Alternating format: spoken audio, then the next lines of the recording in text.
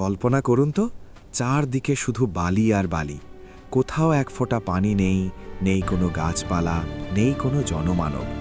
মাথার ওপর গণমানে সূর্য যেন আগুন ঢেলে দিচ্ছে। এমন এক নির্জন মৃত্যুপুরীতে যদি আপনাকে একটি দুগ্ধপোষ্য শিশুসহ একা রেখে চলে যাওয়া হয়, আপনি কি বাঁচতে পারবেন? ইতিহাসের পাতায় এমন এক মায়ের গল্প আছে যিনি এই অসম্ভবকে সম্ভব করেছিলেন শুধুমাত্র আল্লাহর উপর ভরসা করে। আর সেই শিশুটির পায়ের আঘাতেই মাটি ফেটে বেরিয়ে এসেছিল পৃথিবীর সবচেয়ে পবিত্র পানি, জমজম। কিন্তু পরীক্ষা কি এখানেই শেষ? না। সেই শিশুটি যখন বড় হলো, তখন তার বাবা তাকে বললেন, বাবা, আমি স্বপ্নে দেখেছি আমি তোমাকে জবাই করছি। একবার ভাবুন, একজন বাবার মনের অবস্থা তখন কেমন ছিল, আর সেই সন্তানই বা কেমন ছিল যে হাসি মুখে বলল, বাবা, আপনি তাই করুন যা আপনাকে আদেশ করা হয়েছে।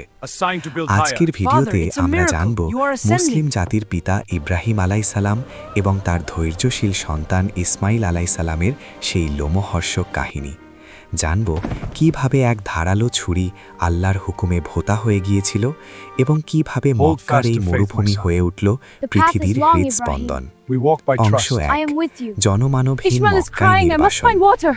ইব্রাহিম আলাইসালামের বয়স তখন অনেক। বার্ধক্যের শেষ সীমানায় পৌঁছে আল্লাহর কাছে অনেক কেঁদে কেঁদে তিনি একটি সন্তান পেয়েছিলেন, তার নাম ইসমাইল। কিন্তু ইসমাইল যখন কোলের শিশু, তখন আল্লাহর পক্ষ থেকে কঠিন পরীক্ষা এলো। আল্লাহ নির্দেশ দিলেন, হে ইব্রাহিম, তোমার এই প্রিয় সন্তান এবং স্ত্রী হাজেরাকে মক্কার নির্জন উপত্যকায় রেখে এসো। সে সময় মক্কায় পবিত্র কাবাঘর ছিল না, ছিল শুধু একটি উঁচু টিলা। পানি বা খাবারের কোনো নামগন্ধও ছিল না। ইব্রাহিম আলাইসালাম আল্লাহর নির্দেশে স্ত্রী হাজেরা আলাইসালাম এবং শিশু ইসমাইলকে সেখানে রেখে যখন ফিরে যাচ্ছিলেন, তখন হাজেরা আলাইসালাম তার পিছু নিলেন। তিনি জিজ্ঞেস করলেন, হে ইব্রাহিম, আপনি আমাদের এমন জায়গায় ফেলে কোথায় যাচ্ছেন যেখানে না আছে কোনো মানুষ, না আছে কোনো পানি? ইব্রাহিম আলাইসালাম কোনো উত্তর দিলেন না, কারণ তার বুক ফেটে কান্না আসছিল। তিনি শুধু আকাশের দিকে তাকালেন। হাজেরা আলাইসালাম তখন বুঝতে পারলেন। তিনি বললেন, এটা কি আল্লাহর নির্দেশ? ইব্রাহিম আলাইসালাম মাথা নেড়ে হ্যাঁ সূচক ইশারা করলেন।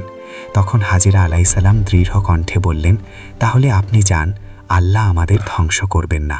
ইব্রাহিম আলাইহিসসালাম কিছুটা দূরে গিয়ে চোখের পানি ছেড়ে দিয়ে দোয়া করলেন, হে আমার রব, আমি আমার বংশধরদের একটি অংশকে তোমার পবিত্র ঘরের কাছে এক চাষাবাদহীন উপত্যকায় রেখে গেলাম।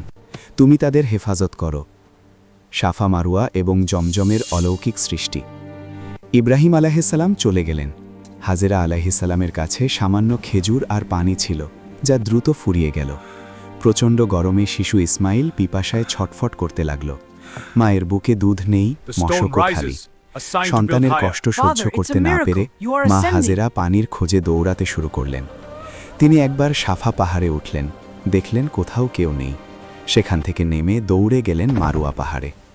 এভাবে তিনি ৭ বার দৌড়াদৌড়ি করলেন। আজও হজের সময় লাখ লাখ হাজি সাহেবরা সেই মায়ের স্মৃতিতে সাফা মারুয়ায় সাই করেন। ৭ম বার যখন তিনি পাহাড়ের উপর, তখন তিনি একটি আওয়াজ শুনলেন। তিনি দেখলেন শিশু ইসমাইল যেখানে শুয়ে কান্না করছিল এবং পায়ের গোড়ালি দিয়ে মাটিতে আঘাত করছিল, ঠিক সেখান থেকেই মাটি ফেটে ফোঁয়ারার মতো পানি বের হচ্ছে। মা হাজেরা ছুটে এলেন। পানি গড়িয়ে চলে যাচ্ছে দেখে তিনি বালু দিয়ে বাঁধ দিলেন এবং বললেন, জমজম, অর্থাৎ থাম থাম। রাসূল সাল্লাল্লাহু আলাইহি সাল্লাম বলেছেন, মা হাজেরা যদি সেদিন বাঁধ না দিতেন, তবে জমজম আজ একটি প্রবহমান নদী হয়ে যেত। এভাবেই সৃষ্টি হল পৃথিবীর শ্রেষ্ঠ পানি, জমজম। অংশ ৩, জুরহুম গোত্রের আগমন ও মক্কার পত্তন। পানি দেখে মরুভূমির পাখিরা সেখানে উড়তে শুরু করল। ইয়েমেন থেকে আসা জুরহুম নামের এক বণিক তত্ত্ব পাখিদের ওড়াউড়ি দেখে বুঝল এখানে নিশ্চয়ই পানি আছে। তারা এসে অনুমতি চাইল এখানে বসবাস করার। হাজেরা আলাইহিসসালাম অনুমতি দিলেন, কিন্তু শর্ত দিলেন পানির মালিকানা তার থাকবে। এভাবেই মক্কা নগরীর গোড়াপত্তন হল। ইসমাইল আলাইহিসসালাম সেই গোত্রের সাথেই বড় হলেন। তাদের কাছ থেকেই আরবি ভাষা শিখলেন এবং তীর চালনা শিখলেন। ইসমাইল আলাইহিসসালাম যখন কিশোর বয়সে পদার্পণ করলেন, তখন ইব্রাহিম আলাইহিসসালাম মাঝে মাঝে তাদের দেখতে আসতেন। একদিন ইব্রাহিম আলাইহিসসালাম স্বপ্নে দেখলেন এক অভাবনীয় I দৃশ্য। will try, grandfather. তিনি দেখছেন তিনি তার কলিজার টুকরো সন্তান ইসমাইলকে নিজ I হাতে see it. জবাই What do I করছেন। do? নবীদের স্বপ্ন নিছক স্বপ্ন নয়, এটি ওহী বা আল্লাহর আদেশ। পরপর 3 রাত তিনি একই স্বপ্ন দেখলেন। এটি ছিল আল্লাহর পক্ষ থেকে সবচেয়ে কঠিন পরীক্ষা। বৃদ্ধ বয়সের একমাত্র সন্তান, যাকে পাওয়ার জন্য এত দোয়া, তাকেই কিনা জবাই করতে হবে। কিন্তু ইব্রাহিম আলাইহিস সালাম ছিলেন আল্লাহর বন্ধু, খলিল। তিনি আল্লাহর আদেশের সামনে নিজের ভালোবাসাকে তুচ্ছ মনে করলেন। তিনি মক্কায় এলেন, সন্তান ইসমাইলকে বললেন, হে বৎস, আমি স্বপ্নে দেখেছি যে আমি তোমাকে জবাই করছি, এখন তোমার মতামত কি? লক্ষ্য করুন, তিনি কিন্তু আদেশ দেননি, মতামত চেয়েছেন, যাদের সন্তান স্বেচ্ছায় আল্লাহর হুকুম মানে। ছোট্ট ইসমাইল আলাইহিস সালাম যে উত্তর দিলেন তা শুনে আসমানের ফেরেশতারা অবাক হয়ে গিয়েছিল। তিনি বললেন, আব্বাজান, আপনাকে যা আদেশ করা হয়েছে আপনি তাই করুন, ইনশাআল্লাহ আপনি আমাকে ধৈর্যশীলদের অন্তর্ভুক্ত পাবেন। অংশ 5। ছুরি যখন হার মানল। দৃশ্য, মিনার প্রান্তর, বাবা ছেলের চোখ বাঁধছেন, হাতে ধারালো ছুরি।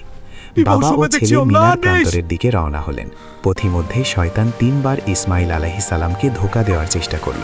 বলল, তোমার বাবা পাগল হয়ে গেছে, পালিয়ে যাও।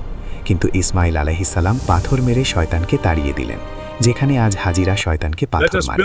অবশেষে সেই মাহেন্দ্রক্ষণ উপস্থিত হল। ইব্রাহিম আলাইহিস ছেলেকে উপর করে শুইয়ে দিলেন, যাতে জবাই করার সময় ছেলের মুখের দিকে তাকিয়ে মায়া না লাগে। তিনি চোখে কাপড় বাঁধলেন, হাতে নিলেন ধারালো ছুরি। বাবার হাত কাঁপছে না, কারণ এটি রবের হুকুম। তিনি সজোরে ছেলের গলায় ছুরি চালালেন, কিন্তু কি ছুরি কাটছে না। তিনি আরও জোরে চালালেন, কিন্তু ছুরি ইসমাইল আলাইহের গলার চামড়াও স্পর্শ করতে পারল না। আল্লাহ ছুরিকে নির্দেশ দিয়েছেন, খবরদার, ইসমাইলের একটি পশমও যেন না কাটে। ঠিক সেই মুহূর্তে আল্লাহ ডাক দিয়েন, হে ইব্রাহিম, তুমি তোমার স্বপ্নকে সত্যে পরিণত করেছ। আমি এভাবেই সৎকর্মশীলদের প্রতিদান দিয়ে থাকি। ইব্রাহিম আলাইহ চোখের বাঁধন খুললেন, দেখলেন তার ছেলে ইসমাইল পাশে দাঁড়িয়ে হাসছে, আর তার বদলে একটি জান্নাতি দুম্বা, ভেড়া জবাই হয়ে আছে। আল্লাহ এই ঘটনাকে এতটাই পছন্দ করলেন যে কিয়ামত পর্যন্ত সামর্থ্যবান মুসলমানদের জন্য কোরবানি ওয়াজিব করে দিলেন। অংশ 6। কাবাঘর নির্মাণ ও শেষ নবীর জন্য দোয়া।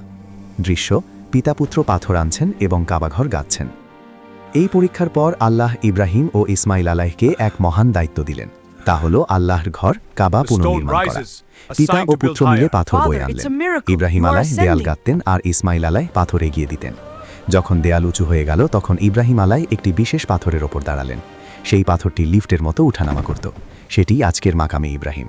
কাবা নির্মাণ শেষে তারা দুজনে হাত তুলে আল্লাহর কাছে এক ঐতিহাসিক দোয়া করলেন। তারা চাইলেন এমন এক রাসূল যিনি তাদের বংশ থেকে আসবেন এবং পুরো পৃথিবীকে হেদায়েত দেবেন। আল্লাহ তাদের সেই দোয়া কবুল করেছিলেন। 1000 বছর পর আমাদের প্রিয় নবী হযরত মুহাম্মদ সাল্লাল্লাহু আলাইহি ওয়াসাল্লামকে পাঠানোর মাধ্যমে আজ আমরা যে কাবা দেখি, যে জমজমের পানি পান করি, যে সাফা মারওয়ায় দৌড়াই এবং ঈদে যে পশু কোরবানি করি, এসব কিছুর পেছনে রয়েছে পিতা ইব্রাহিম ও পুত্র ইসমাইল আলাইহিস সালামের নজিরবিহীন ত্যাগের ইতিহাস। তাদের সেই ত্যাগ আমাদের শেখায় আল্লাহর ভালোবাসার কাছে দুনিয়ার সব মায়া মমতা তুচ্ছ।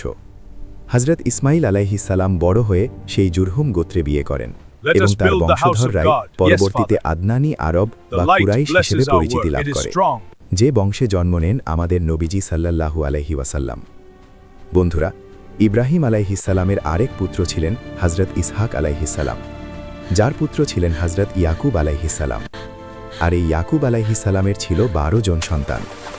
তাদের মধ্যে একজন ছিলেন এতটাই সুন্দর যে তাকে দেখে নারীরা নিজেদের আঙ্গুল কেটে ফেলেছিল, কিন্তু তার ভাইয়েরাই হিংসা করে তাকে কুয়ায় ফেলে দিয়েছিল। কিভাবে কুয়ার গভীর অন্ধকার থেকে তিনি মিশরের রাজসিংহাসনে বসলেন? কে সেই নবী যার জীবনীকে কোরআনে বলা হয়েছে আহসানুল কাসাস বা শ্রেষ্ঠ কাহিনী? আগামী পর্বে আমরা শুনব হযরত ইউসুফ আলাইহিস সালামের সেই রোমাঞ্চকর প্রেম ও বিরহের কাহিনী। মিস করতে না চাইলে এখনই সাবস্ক্রাইব করুন। আল্লাহ হাফেজ।